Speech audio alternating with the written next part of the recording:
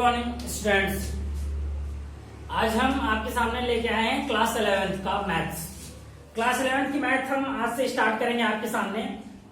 तो 11th की math से स्टार्ट करने से पहले हम थोड़ा सा आपको एक चीज बता दें कि आप जैसे कि क्लास 10th से पढ़ के आ रहे हो, क्लास 10th में पढ़ के आए हो, तो जो जो टॉपिक आपने क्लास 10th में पढ़े हुए हैं उससे रिलेटेड बहुत ही कम टॉपिक आपको 11th में मिलने वाले हैं। इसलिए हम बहुत स्लोली और एक एक स्टेप्स को फॉलो करते हुए धीरे धीरे करके पढ़ते हुए चलेंगे। हम ऐसा नहीं करेंगे कि कोई एक टॉपिक है एक ही दिन में उसको कंक्लूड करेंगे।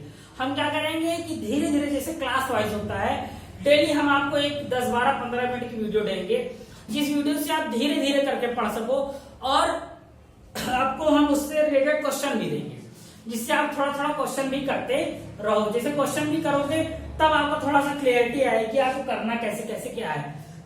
तो अगर आप लोगों ने कई हो सकता है किसी के पास बुक हो, मोस्टली लोग के पास आई थिंक सो बुक नहीं होगी।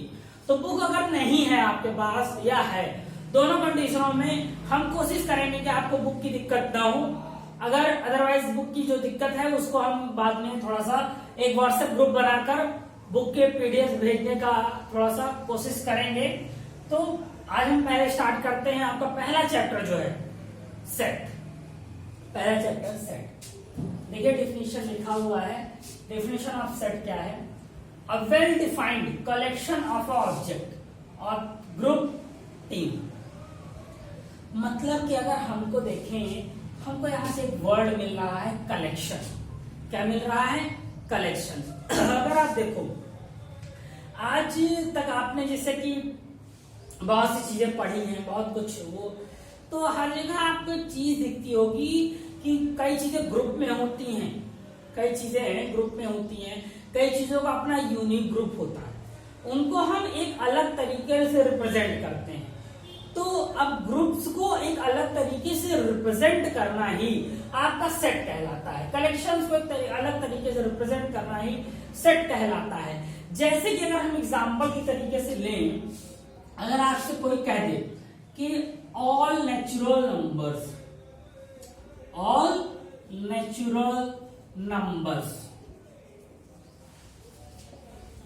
जो आपके क्या है, आपके जो नेचुरल नंबर है, आपके नेचुरल नंबर्स हैं, वो सारे के सारे जो नेचुरल नंबर हैं वो एक क्या है, आपका ग्रुप है।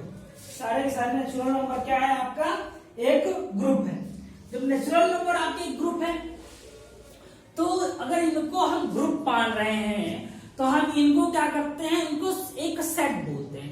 अगर सेट को हिंदी में अगर आप देखो, सेट का हिंदी वर्ड समझो तो एक हम बोल सकते हैं, इसको हम हिंदी में कहते हैं समुच्चय टाइप का। समुच्चय टाइप मतलब कई चीजों का जो एक इकट्ठा करके रखा जाए और उसको हम बता सकें एक या दो शब्द में या एक लाइन में हम बता सकें उन चीजों को, तो हम उनको सेट कहते हैं। जिस भी चीज को हम इकट्ठा करके रखें और उनको एक लाइन में बता सकें, उनको हम क्या कहते हैं, सेट कहते हैं। तो अब देखो जैसे नेचुरल नंबर्स, जैसे आप जैसे मान लिया हम ए, इसको देखिए 1 2 3 4 5 6 सो ऑन तक जा रहा है। ये जो ये देख रहे हैं आपने, ब्रैकेट 3 टाइप के आपने पढ़े हुए हैं। एक ये है, एक मिडिल ब्रैकेट होता है, एक बिग ब्रैकेट होता है। तो आप हमेशा इस चीज का ध्यान रखिएगा कि आपका सेट में मिडिल ब्रैकेट यूज होगा। सारे के सारे जो सेट होते हैं उसमें आप क्या यूज करोगे, मिडिल ब्रैकेट यूज करोगे। तो मिडिल ब्रैकेट यूज करते हैं। अब जहां देखिए क्या है, हमने बताया ये क्या है 1 2 3 4 5 6, ये नंबर लिख रहे हैं, एक ग्रुप में लिख रहे हैं, तो ये क्या है, आपका सेट है। क्या है ये? सेट है। ये इसी तरीके से आपके व्यवहार में हम अगर बात करें, तो एक क्लास में अगर कुछ बच्चे हैं, एक क्लास में अगर कुछ बच्चे हैं, तो जिसे हम बोल दें क्या, स्टूडेंट्स ऑफ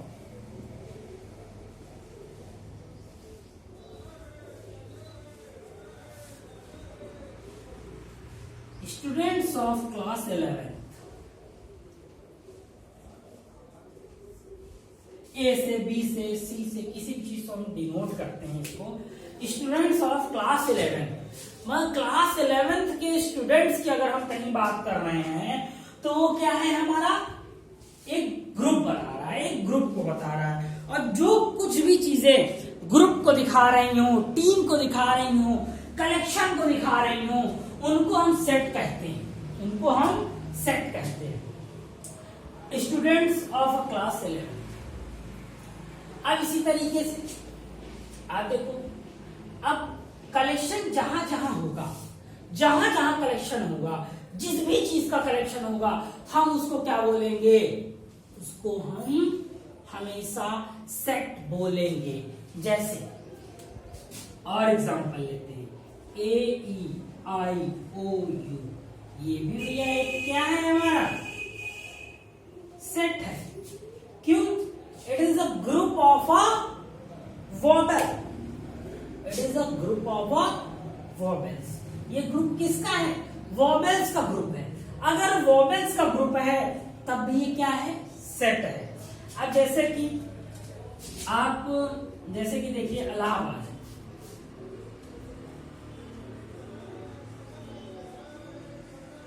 इलाहाबाद के अल्फाबेट्स का जो ग्रुप होगा वो भी क्या कहलाएगा, हमारा सेट कहलाएगा। अगर आपसे कोई पूछे define the set of alphabets of Allahabad, तो आप इसको ऐसे करते हो। एक चीज यहाँ आपको ध्यान देने वाली बात है, कभी भी सेट में कोई नंबर 2 बार नहीं आता है। जैसे ए देखिए 3 4 बार है, क्या है, 4 बार है, हम 4 बार नहीं लिखेंगे, 1 बार लिखेंगे। एल भी 1 बार लिखेंगे, बी से पहले एच है, एच भी 1 बार लिखेंगे, बी है, डी है। ये क्या है, ये it is called the set of alphabets of the Allahabad. ये इलाहाबाद का जो शब्द था, इलाहाबाद का जो आपका ये क्या था, ग्रुप ऑफ अल्फाबेट था, उसको हमने सेट बनाया, उसको हमने क्या बताया, सेट बताया।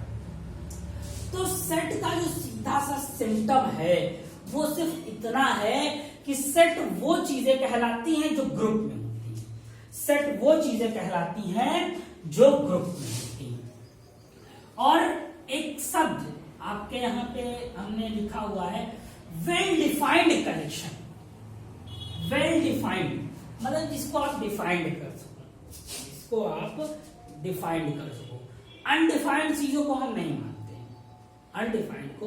अब जैसे कि जिस ग्रुप को आप बता ही नहीं पाओगे, कि जैसे कि हम बोल दें कि एक अलमारी है, भाई रूफ है, अलमारी में आपकी बुक्स रखी हुई है, तो आप अगर आप बताना चाहो कि बुक्स किस चीज की हैं, तो अगर आपको उसको 1 लाइन में बताना है तो the collection of books of a mathematics, तब सही है।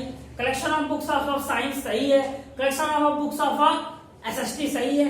लेकिन अब आपको कलेक्शन ऑफ बुक्स आप डिफाइंड ही नहीं है, वो कलेक्शन किस टाइप की बुक्स का है, किस टाइप की बुक्स का है, तो आपकी चीजें क्या होनी चाहिए, वो आपकी एग्जैक्टली डिफाइंड होनी चाहिए, एग्जैक्टली डिफाइंड होनी चाहिए। जैसे हमने यहाँ पे आपको बताया कि क्लास 11th के बच्चों का ग्रुप, क्लास 10th के बच्चों का ग्रुप, ठीक, इन चीजों को हम क्या बोलते हैं, सेट बोलते हैं। जो ग्रुप में कोई भी चीज आपको ग्रुप में दिखती है वो क्या कहलाएगी, सेट कहलाएगी। जैसे कि इवन नंबर्स, इवन नंबर है तो इवन नंबर का भी ग्रुप है, इवन नंबर का भी ग्रुप है, तो वो भी क्या कहलाएगा, set. Odd number, prime number, composite number, ये भी ग्रुप है। The teachers of any school किसी स्कूल का नाम नहीं ले रहे हैं, मतलब किसी भी टीचर के ग्रुप जो किसी एक स्कूल से डिफाइंड हो, और ग्रुप ऑफ टीचर्स ऑफ गवर्नमेंटेड और this time like that doctors of IIM, आपके जो या किसी भी एक बड़े संस्थान के ग्रुप ऑफ डॉक्टर्स। इस तरीके से हम देखें, जिन चीजों को हम कलेक्शन में, ग्रुप में या टीम में बताते हैं, वही हमारा सेट है। तो सेट आप अब तक समझ गए होंगे कि सेट हम कहते क्या है, सेट किसको कहते हैं। तो जब आप सेट को समझ गए हो तो सेट से रिलेटेड एक टर्म है, सेट को रिप्रेजेंट जो करते हैं हम जो सेट को रिप्रेजेंट करते हैं वो सेट का जो हमारा रिप्रेजेंटेशन है वो भी दो टाइप से है। सेट का रिप्रेजेंटेशन भी दो टाइप से है अभी के लिए आपके लिए। तो हम आपके दो टाइप के सेट के रिप्रेजेंटेशन पहले बताएं आपको होता क्या है सेट का रिप्रेजेंट करना।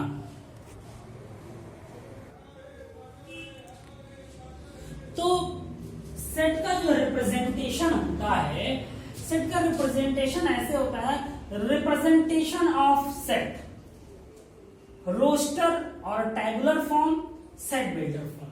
आपके लिए शब्द नए हैं, आपके लिए ये शब्द नए हैं, लेकिन हम आपको थोड़ा सा इसको स्पेसिफाई करेंगे तो आपको क्लियर हो जाएगा। बहुत नया कुछ नहीं है यहाँ पे, ये आपका क्या है, बहुत ही इजी चीज है। अभी हमने आपको चीज बताई थी, लिखा हुआ था कि चलिए जैसे लिख ले रहे हैं 2 4 6 8 10 12 14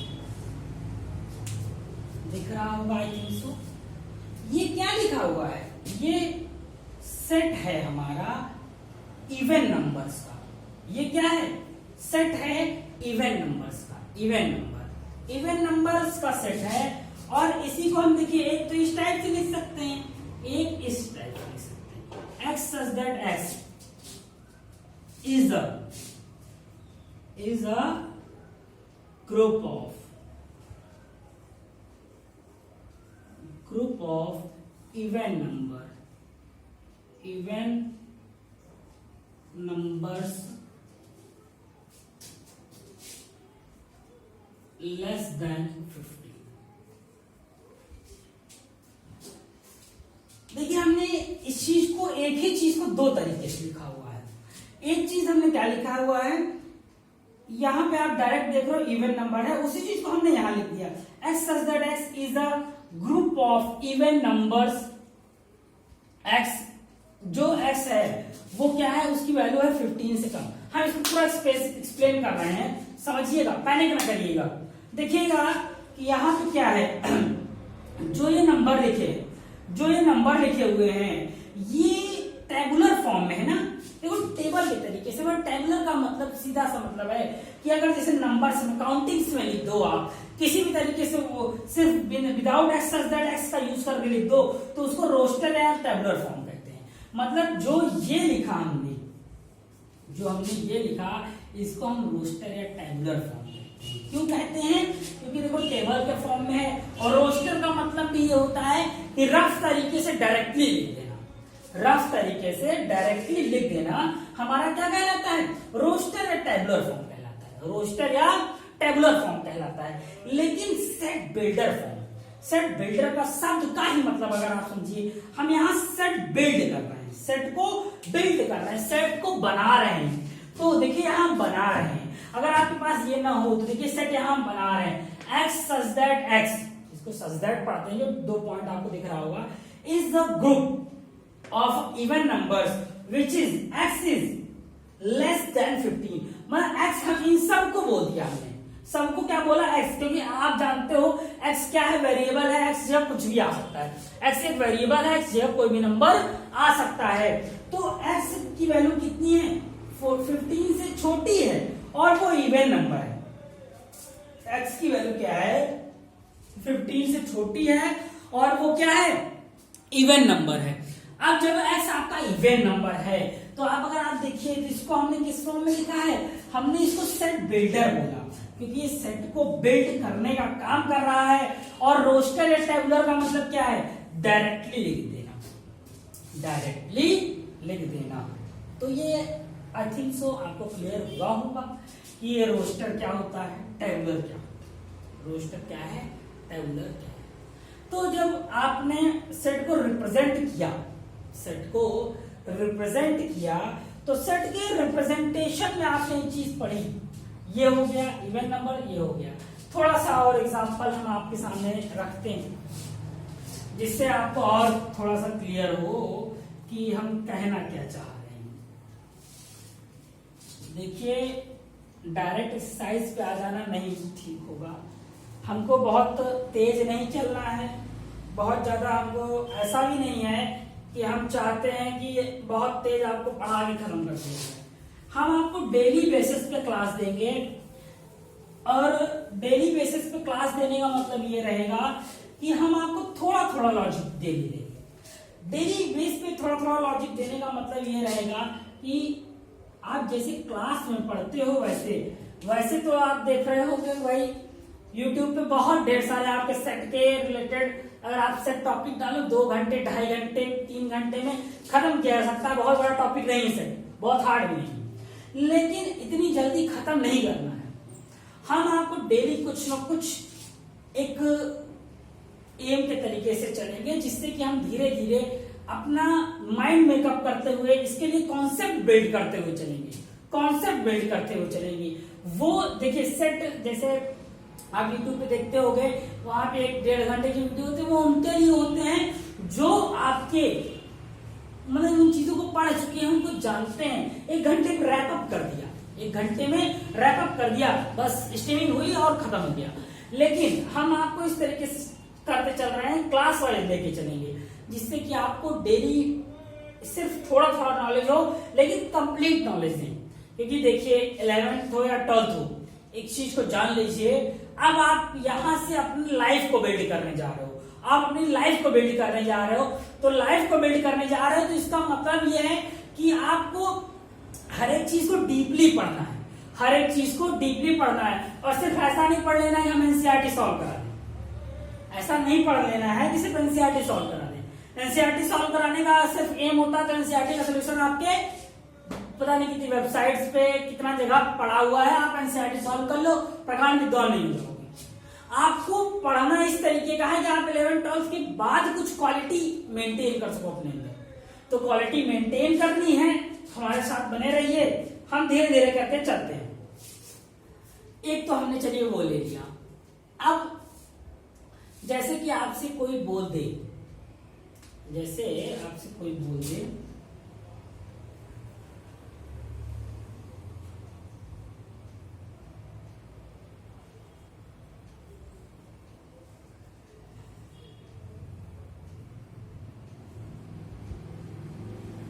देखिए सेम उसी टाइप का है, बस यहां पे क्या करना है, x such that x is a, समझ गए होंगे आप, x such that x is a odd numbers which is less than 11। यह देखिए हमने वहां लेस देन लिखा था ना, हमें चीज यहां कर रहे हैं which is ये साइन लगा रहे हैं, which is x is less than equal to 11। मतलब क्या है, x जो है हमारा 11 से छोटा भी हो सकता है, 11 के बराबर भी हो सकता है। तो यहां दोनों कंडीशन फॉलो हो गई, x से छोटा तो है ही है, x के बराबर भी हो गया, x के छोटा तो है ही लेकिन x के बराबर भी हो गया। तो इस तरीके से आप देखिए, तो सेट जो है आपका वो क्या है, ग्रुप है, और इस ग्रुप को आप एनालाइज कर पा रहे होंगे कि कैसे आपको इस चीज को करना है, तो अब इस तरीके से आप, अब जब आपके पास बुक्स तो नहीं है, लेकिन हम आपको कुछ क्वेश्चंस प्रोवाइड करने की कोशिश करते हैं, जैसे कि कुछ क्वेश्चंस से आप क्या कर सको, ये चीज बता सको कि सेट को रिप्रेजेंट कैसे करना है। लेकिन ये तो हमने सेट का रिप्रेजेंटेशन आपको बताया।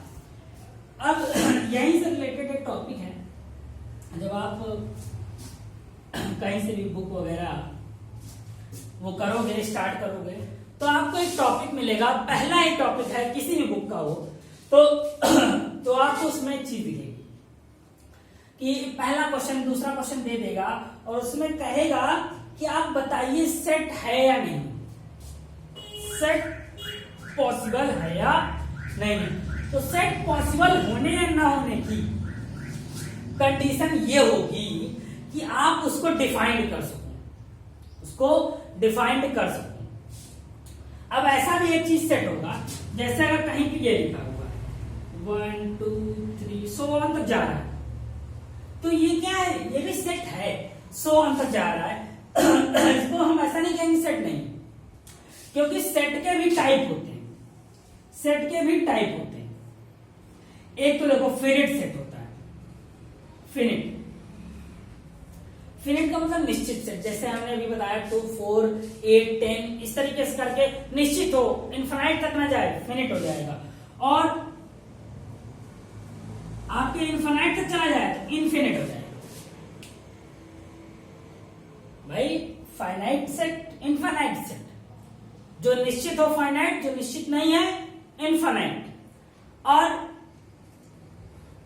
एक सेट होता है आपका empty set, empty set, empty set अगर आप देखो, इम्पटी सेट का एग्जांपल हम अगर आपको लें, इम्पटी सेट का एग्जांपल लें, देखिए सेट आपके देखिए जैसे कि आपने कहीं लिख दिया, कहीं लिखा हुआ है कि x such that x is a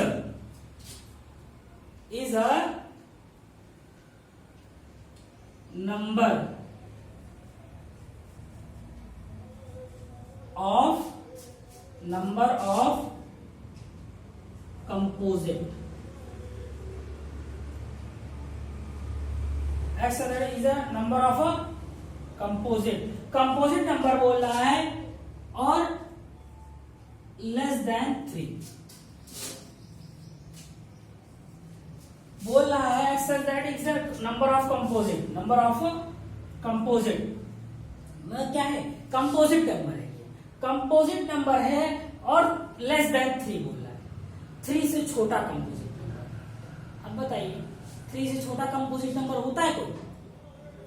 जब 3 से कोई छोटा कंपोजिट नंबर नहीं होता है तो हम उसको इस तरीके से डिनोट करते हैं, इसी को हम एम्प्टी सेट कहते हैं। क्या कहते हैं? एम्प्टी सेट, मतलब इसमें कुछ ही नहीं, खाली है, या इसी को 5 से डिनोट करते हैं। आपने 5 बहुत पढ़ा होगा, आपने ये 5 बहुत पढ़ा होगा, इसको हम किससे डिनोट करते हैं? 5 से डिनोट करते हैं। ये एम्प्टी सेट है या 5 है, या इसी तरीके से आपसे बोल दिया जाता composite number less than equal two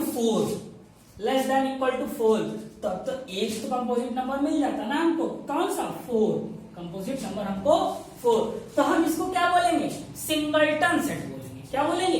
unit set या सिंगलटन सेट। जिस सेट में एक ही टर्म होगा उसको सिंगलटन सेट, अगर एक भी ना हो एम्प्टी सेट, निश्चित हो फिनिट सेट होगा, और अनिश्चित हो जाए तो उसको इनफिनिट सेट, इनफाइनाइट सेट बोलते हैं। तो इस तरीके से हमने आज सेट के लॉजिक पे बात की, हमने सिर्फ आज आपको सेट का लॉजिक दिया है, सेट समझाने की कोशिश की है। आई थिंक सो समझ में आया होगा। जिनको नहीं समझ में आया होगा आप कमेंट बॉक्स में हमारे लिखिएगा, हम दोबारा कल फिर से ट्राई करेंगे इसको, कि हम इसको और बेटर कितना अच्छे से समझा सकते हैं। आई थिंक सो आज हमने जो प्रयास किया है समझ में आया होगा, और इस चीज को आप दिमाग में रखिए कि इस तरीके से धीमे धीमे करके आपका लॉजिक बिल्ड करते हुए चलेंगे, और कोशिश करेंगे कि आपके लिए जो सेट है वो बहुत ही इजी लॉजिक बन जाए। So students, today's for thank you. आज की क्लास के लिए हम नेक्स्ट क्लास में मिलते हैं। Thank you class.